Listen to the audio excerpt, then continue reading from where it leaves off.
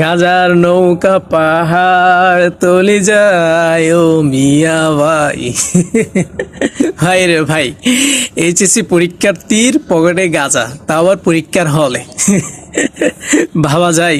হ্যাঁ, আল্লাহু আকবার।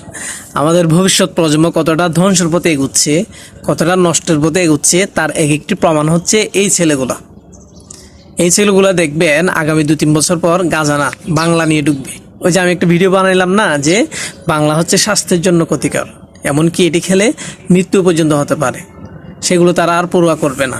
দেখবেন 2-3 বছর পর গাজা বাংলা যা যা আছে ওইগুলা নিয়ে ঢুকবে, দেখবেন তো। গাজা নিয়ে পরীক্ষার হলে ঢুকে, ভাই কি একটা অবস্থা। আগেকার দিনে দেখতাম আমাদের বড় ভাইয়েরা পরীক্ষার হলে কমন পড়ার জন্য বইটা ছিঁড়ে ওই কাগজ নিয়ে ঢুকতো, কমন পড়লে লিখে আসতো।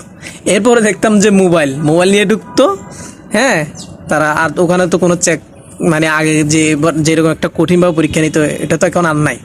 পরীক্ষার হলে মোবাইল নিয়ে ঢুকতো, কমন পড়লে দেখে লিখে দিয়ে চলে আসতো। বাট এখন মোবাইল কিনবা, ওই যে বইয়ের খাতার পৃষ্ঠার দিন শেষ, সেই গাজা আর বাংলাদেশ। আল্লাহু আকবার, গাজা নিয়ে পরীক্ষার হলে ঢুকে, কি একটা অবস্থা। একটা জিনিস দেখলাম যে প্রশ্নপত্র ফাঁস, এটা তো ভাই প্রতি বছরও হয়, এবছরও তার ব্যতিক্রম না। প্রশ্নপত্র যখনই ফাঁস হইলো, যখন তারা ঊর্ধ্বতম কর্মকর্তা যারা আছে তারা জানতে পারলো, তারা ওই পরীক্ষাটা ক্যান্সেল না করে উল্টো বলতেছে কি মেধার মাধ্যমে মূল্যায়ন করা হবে। ওয়াও, কি অসাধারণ না, মেধার মাধ্যমে মূল্যায়ন করা হবে। হাস্যকর ব্যাপার, ধিক্কার জানায়। বাংলাদেশে মেধা বলতে কিছু আছে? হ্যাঁ, মেধাবী বলতে কেউ আছে? কোনো মেধাবী নাই। কোন মেধার কথা বলেন? আজকে যদি প্রকৃত মেধাবীদের মূল্যায়ন করা হইতো, তাহলে কোটা বিরোধী আন্দোলনে নামতে হইতো না। যে ছেলেটা 100-র মধ্যে 86 নাম্বার পাওয়ার পরেও কোটার কারণে ঝরে যায়, সেই ছেলেটা যদি প্রকৃতপক্ষে মেধার মাধ্যমে মূল্যায়ন করা হইতো, ঝরে যাইতো না। তাহলে কোন মেধার কথা বলেন? হ্যাঁ, লজ্জা করেন আপনাদের? ভাই আমার কথা একদম সোজা হিসাব, যে আপনার বাপ মুক্তিযোদ্ধা, আপনি প্রায়োরিটি পেতে পারেন। ওনার নাতি কেমনে প্রায়োরিটি পায় বলেন? ওই নাতির কি হাত নাই, পা নাই, চোখ নাই? সব কিছুতেই আছে। তাহলে কি কারণে ওই ছেলেটা, ওই নাতিটা আপনার মুক্তিযুদ্ধ কোটা পাবে বলেন? এটা কোন ধরনের নিয়ম? বাকিরা কি বেশি আসছে বলেন?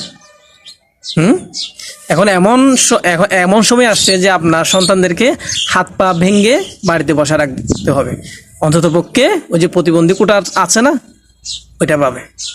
বাংলাদেশে তার কোটার অভাব নাই, বাংলাদেশে কোটার অভাব নাই। প্রতি বছর হাজার হাজার স্টুডেন্ট দেশের বাইরে পাড়ি দিচ্ছে। যে ছেলেটা এসএসসি পরীক্ষা দিচ্ছে সেইও দেশের বাইরে চলে যাচ্ছে, যে ছেলেটা এইচএসসি পরীক্ষা দিচ্ছে ওই ছেলেটাও দেশের বাইরে চলে যাচ্ছে। তাহলে কোন মেধার কথা বলেন? আর যারা যাচ্ছে সবাই মেধাবী।